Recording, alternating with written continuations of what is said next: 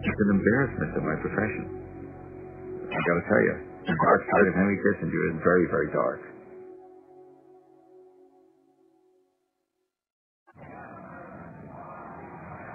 Born in First Germany in 1923, Henry Kissinger was 10 years old when the Nazis came to power.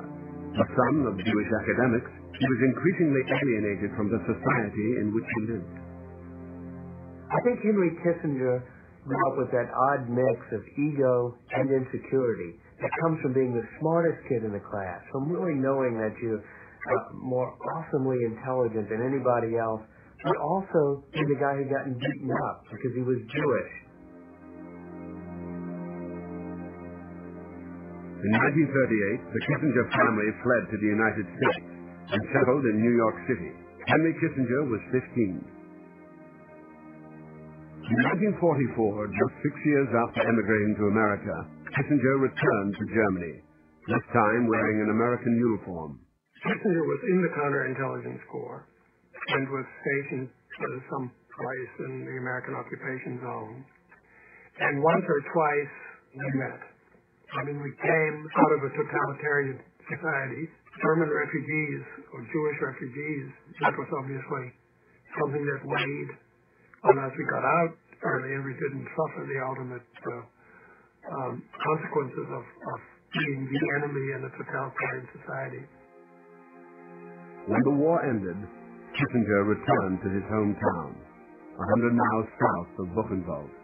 The synagogue where his family worshipped had been burned to the ground. 13 of his relatives had died in the camp. Consciousness that societies can take a very evil turn. It separates me from many Americans who have never seen it, can't imagine it. I think you can come out of the Holocaust experience with many different outlooks. There are two extremes, one of which is you say never again, and you have a very moralistic foreign policy. The other extreme is a great realpolitik, or realism in foreign policy. Kissinger, of course, had a mix of both, but he was mainly on the spectrum of the power politics player. He believed that in the end what really mattered was power. After the war, Kissinger was admitted to Harvard. As an undergraduate and then a graduate student, Kissinger earned renown as a student of foreign policy. In his writings, he expressed an interest in Metternich and Otto von Bismarck, men of power, cunning, and skillful diplomacy. His grounding was European, not just because he came from Europe, because he was a young man when he left, but historically, his intellectual interests, the diplomatic age of Europe. He was fascinated with the art of diplomacy. And of course, in those days, a lot of diplomacy was secret and some of it even duplicitous. Kissinger's flair for international diplomacy brought him to the attention of Nelson Rockefeller, a Republican politician from one of America's wealthiest families. Dr. Kissinger, having finished the Rockefeller report, we have just learned, too, that the Russians have sent a man 186 miles into the sky and returned him. Would you care to comment on that?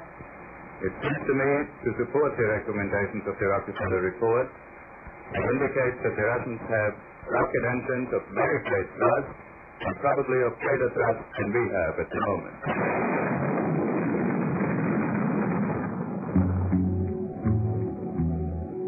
In 1957, Henry Kissinger published a book called Nuclear Weapons and Foreign Policy, in which he argued for a bomb shelter in every house and a doctrine of limited nuclear war. In the New York Times, he received an admiring review from Edward Teller, the father of the hydrogen bomb. The belief of the Rockefeller Group is that we have to go into production on bombers at the same time that we set up our missile force. As Rockefeller campaigned for the Republican presidential nomination of 1968, Kissinger's aspirations moved beyond academia to the seat of political power in Washington. But at the convention, Rockefeller would lose the nomination to Richard Nixon. His political ambitions stalled. Kissinger was offered a position in the Nixon campaign. He declined, but he would soon find an unlikely route to power through the Vietnam War.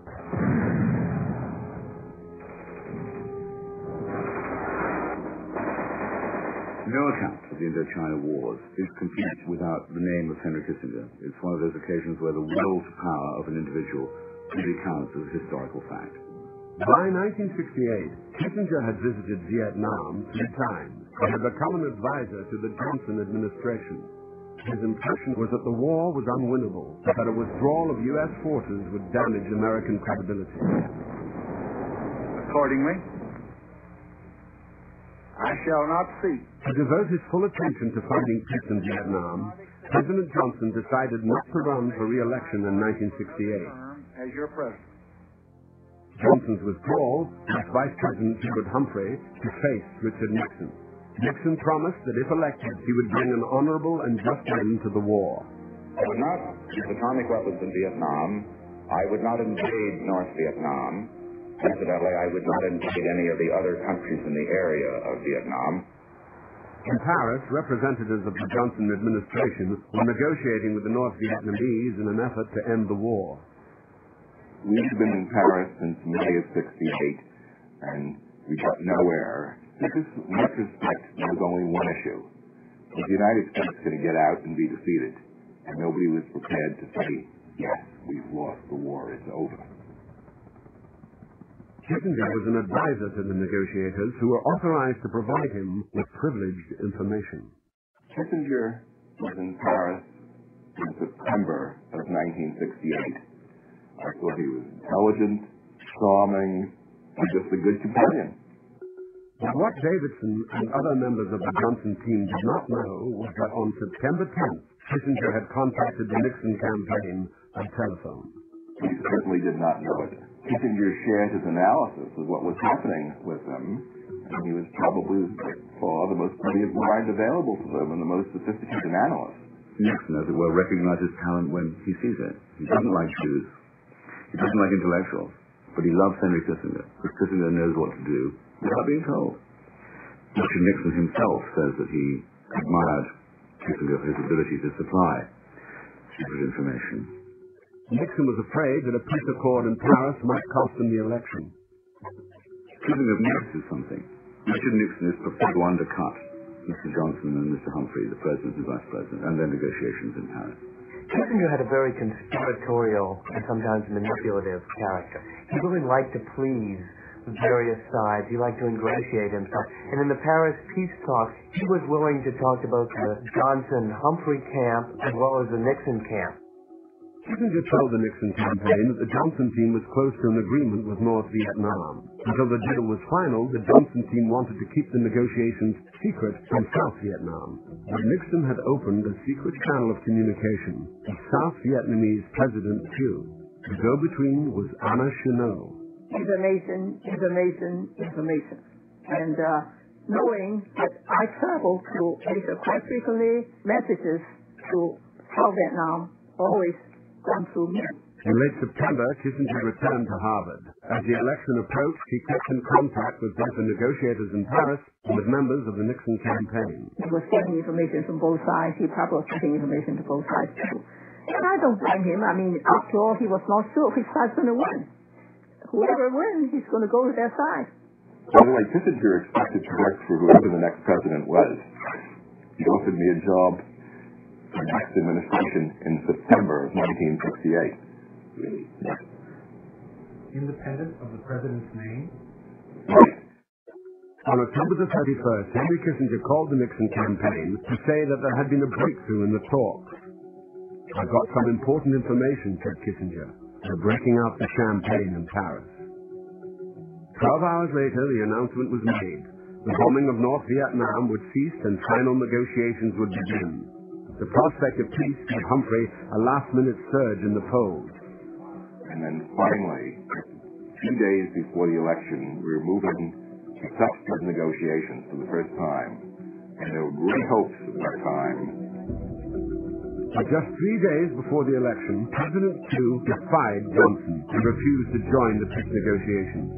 Certainly one reason is the advice I got from Nixon's people. It's clear that they were being told to hold out and not go to Paris.